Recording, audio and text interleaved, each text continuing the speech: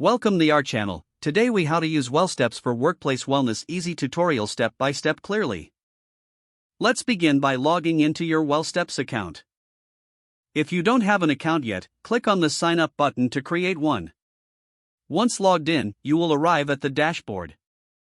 The dashboard is your central hub for navigating the platform. To access wellness programs, click on the Programs tab located at the top of the page. Here, you will find various wellness options designed to support employee health. Select a program that interests you to learn more about its details. Once you've found a program you'd like to join, click on the Join button.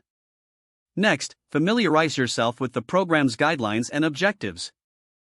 Take a moment to explore any resources provided within the program. These resources may include articles, videos, and tools related to the program. After reviewing everything, you can start tracking your progress. Click on the Track Progress section to log your activities.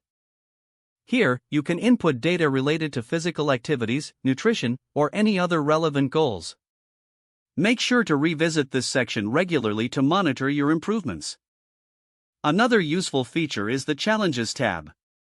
This section often contains fun competitions to engage with fellow participants.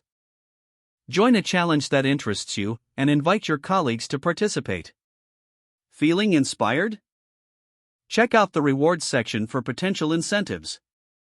Completing programs and challenges can lead to exciting rewards offered by WellSteps. If you have questions or need assistance, visit the Help or Support section. Contact customer support if you require further guidance. Lastly, remember to frequently log in to stay updated on new programs and resources. Now you're ready to make the most of WellSteps for workplace wellness. If the page does not load, refresh the browser or try again in a private or incognito window.